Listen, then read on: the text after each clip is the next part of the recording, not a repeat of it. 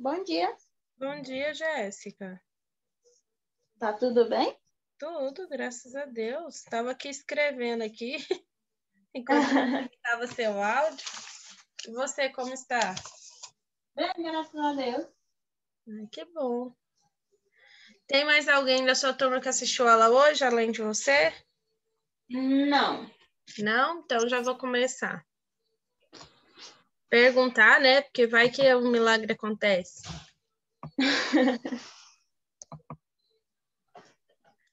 Nunca pode perder a esperança. Esperança é a última que morre, né? Como diz uns. Isso. Então, hoje a gente vai dar continuidade, tá? A esse conteúdo aqui do estudo dos gases. Tá bom? Ok. Deixa eu só posicionar aqui, que eu acho que a gente tá lá na frente, né? Tá.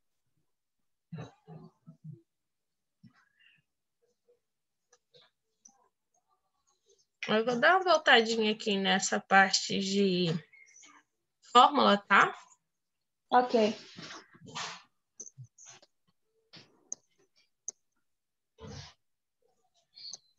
Para relembrar. Então, aqui, quando a gente calcula a pressão exercida por um gás, né, ele sempre vai estar dentro do recipiente. Então, o L seria a área, a aresta, né, desse cubo, e o N é a quantidade de moléculas. Claro que são várias moléculas presentes, né? Então, para calcular a variação da quantidade de movimento, é dada aqui, ó, essa quantidade de movimento é movimento inicial vezes volume,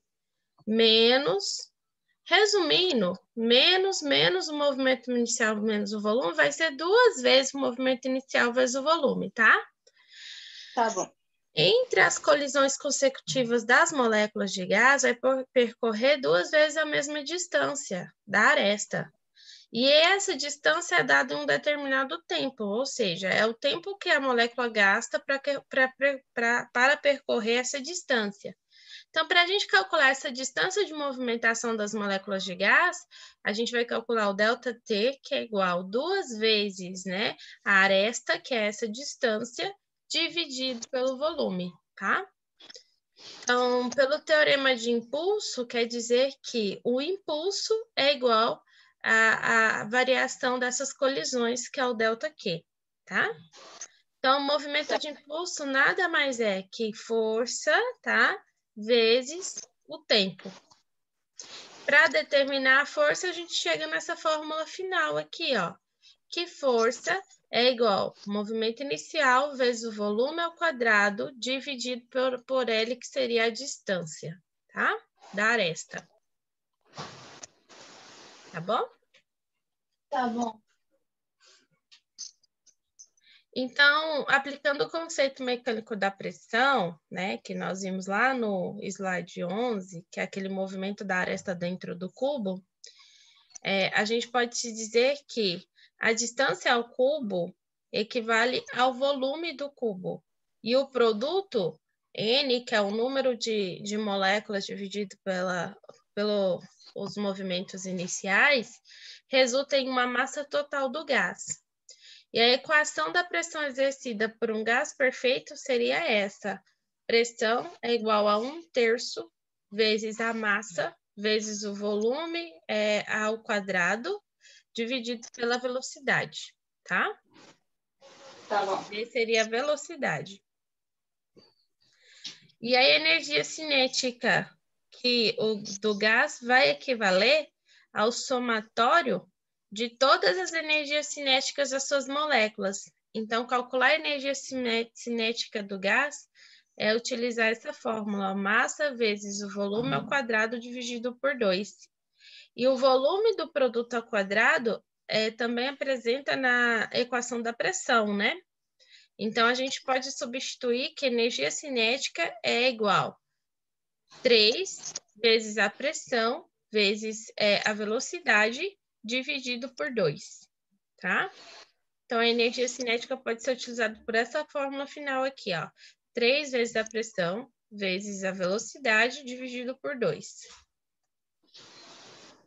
Pela equação de Clapeyron, sabemos que a pressão vezes a velocidade nada mais é que o número de moléculas vezes a constante R vezes o tempo, tá? Vezes a temperatura, na verdade. Então, a energia cinética do gás é dada pela função da temperatura, é calculada utilizando essa fórmula. Energia cinética, aqui, ó, é cálculo da energia cinética, levando em conta só a pressão e a velocidade, tá? Aqui é energia cinética em função da temperatura.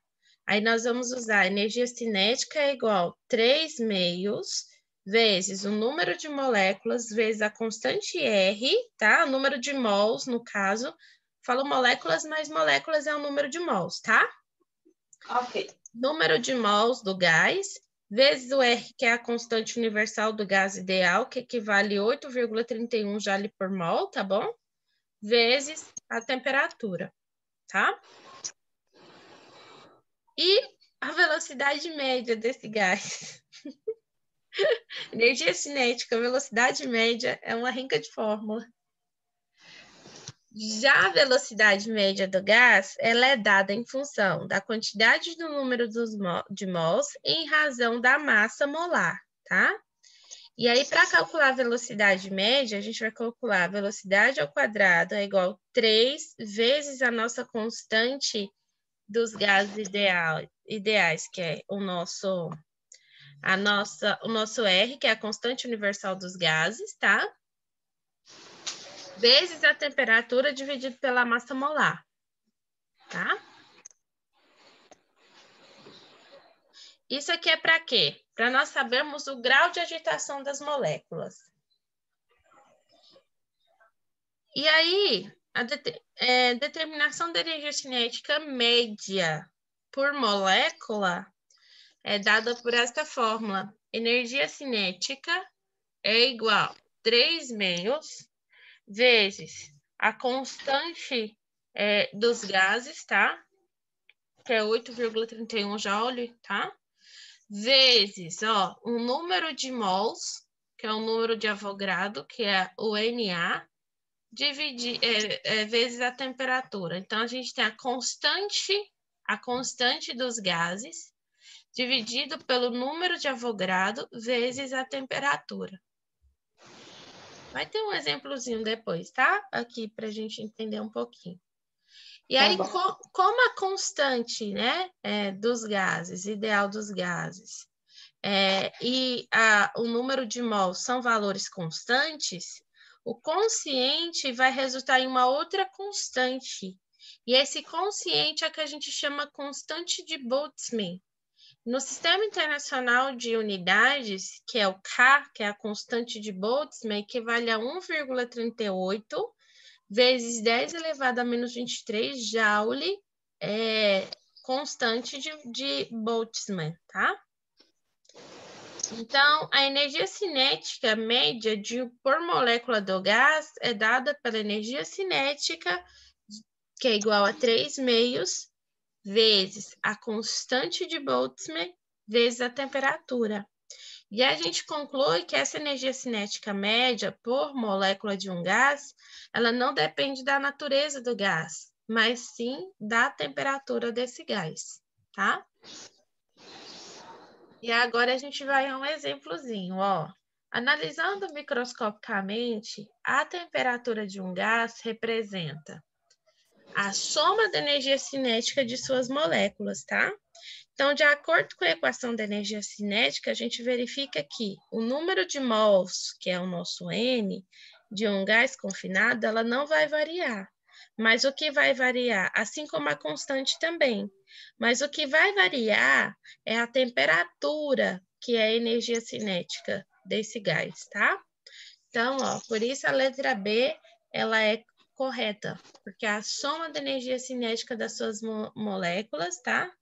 É variada somente pela temperatura, porque o número de mols, ele acaba sendo constante, A constante real dos gases é uma constante, o nome já fala. Então, o que vai influenciar nessa movimentação dessas moléculas é somente a temperatura que é contida na fórmula, tá? Tá bom. Certa massa de gás ideal contida no recipiente varia a sua temperatura a 300 kJ para 1.200.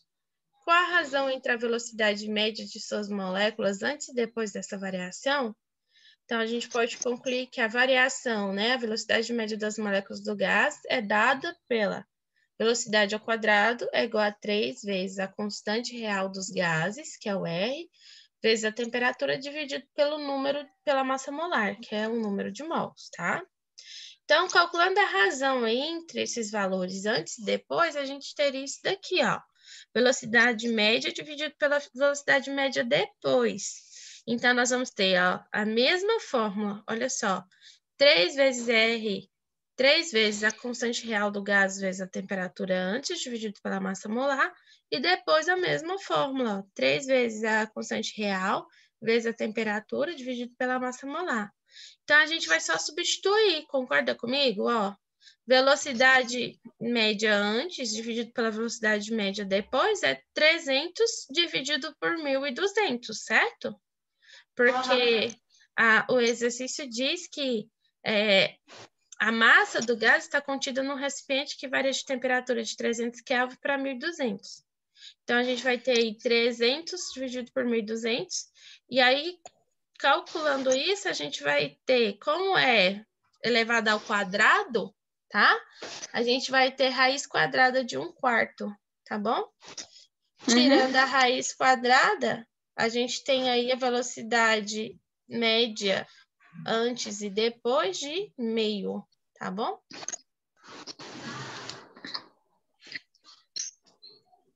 Um cilindro de oxigênio hospitalar de 60 litros contém inicialmente gás a uma pressão de 100 atm, temperatura 300 Kelvin. Quando é utilizado para a respiração dos pacientes, o gás passa por um redutor de pressão regulado para fornecer oxigênio a 3 atm. Nessa mesma temperatura acoplada em um redutor de fluxo, que indica, nessas condições, o consumo de oxigênio em litros por minuto. Então, como a gente vai calcular isso, né? Considere, então, o oxigênio como gás ideal e suponha temperatura constante igual a 300 Kelvin, que é 27 graus Celsius, né? Seja a constante universal dos gases ideais, R, 8 vezes 10 a menos 2 atm, litros mol por Kelvin, assim determine o número de mols de O2 presentes inicialmente no cilindro. Então, eu vou utilizar a pressão inicial vezes o volume inicial, que é dado pelo número de mols vezes a constante vezes a temperatura. Agora, eu posso substituir. Então, o que eu tenho? O volume do cilindro ocupado pelo gás inicial de 60 litros, a pressão dentro do cilindro, que é a nossa pressão inicial, é de 100 atm, e a temperatura fora do cilindro é de 300 Kelvin.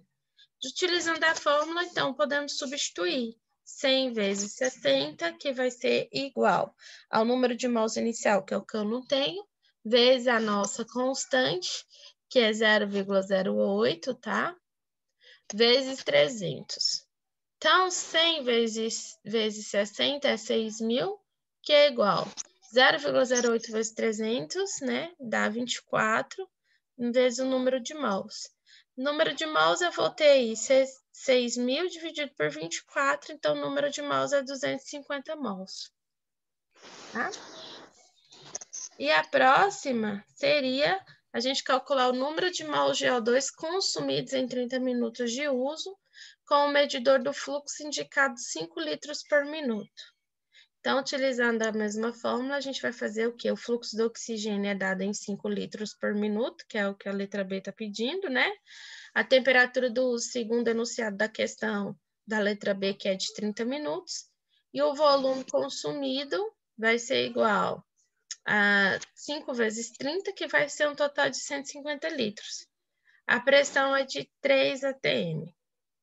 Então, a gente vai ter aí pressão vezes o volume, é igual ao número de mols vezes a constante real dos gases vezes a temperatura. Agora, basta a gente substituir, né, Jéssica? Vai ficar 3 vezes 150, que é igual ao número de mols que eu estou procurando. 0,08 é a nossa constante vezes a nossa temperatura de 300. Então, 3 vezes 150 é 450. 0,08 vezes 324. E aí, nós vamos ter 450 dividido por 24. Então, o número de mol desse enunciado aqui é 18,75 mols, tá? Dúvida? Ok. Você está conseguindo acompanhar bem aí? Uhum. Ah, então tá ótimo. Menina esperta e inteligente. Mais uma questãozinha aí, né? Mais uma alternativa dessa questão. O intervalo de tempo em horas utilizado pelo oxigênio, mantido no fluxo de 5 litros por minuto, até a pressão interna do cilindro fique reduzida a 40 atm. Agora está pedindo para calcular a redução dessa pressão, tá? Primeiro a gente joga na fórmula, depois a gente faz uma regrinha de 3. Então, o volume do cilindro é de 60, a pressão é 40. Então, a pressão vezes o volume é igual ao número de mols vezes a constante real dos gases vezes a temperatura. Então, a gente tem aí, ó, 2.400, tá? 40 vezes 60, que é igual ao número de mols vezes 0,08 vezes 300. Então, a gente vai ter 4.400 é igual a 24N, tá?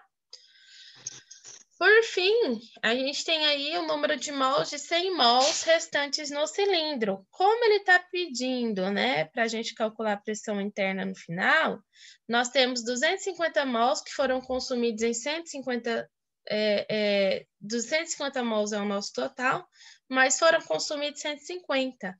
Com os dados da alternativa B, a gente pode determinar o tempo, né, que isso aconteceu. Então, em 30 minutos foram gastos aí 18,75, mais para 18,75 mols, mais para 150 mols é o que a gente quer descobrir. Então, regrinha de 3, tá? Então, 30 minutos está para 18,75 e o tempo está para 150 mols. Multiplicando por usado, a gente vai ter que o tempo é igual a 30 vezes 150 dividido por 18,75.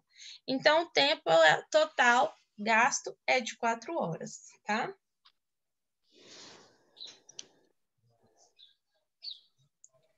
Bem bacaninha, né? Quando a gente consegue entender, né? Fica bom. Vamos mais um exercício.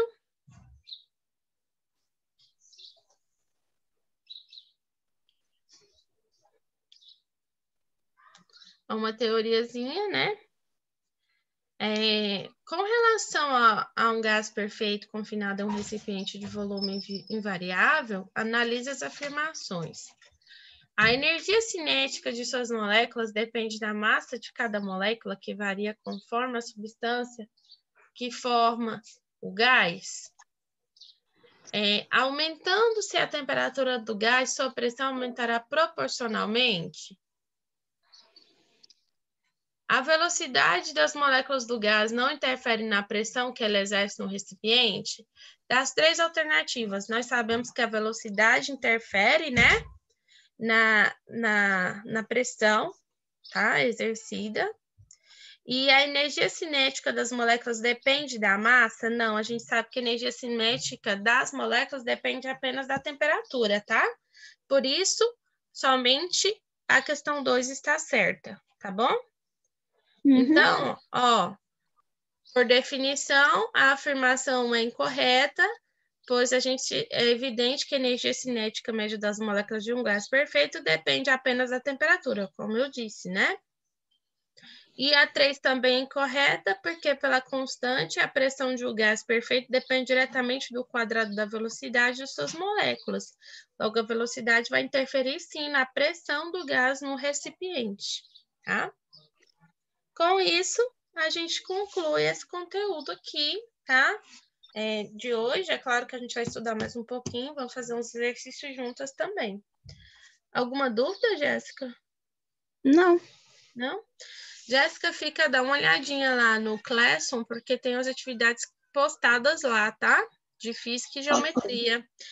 Toda semana vai ter uma atividade, cada uma das minhas disciplinas. Aí sempre dá uma olhada no Classroom de agora em diante, tá?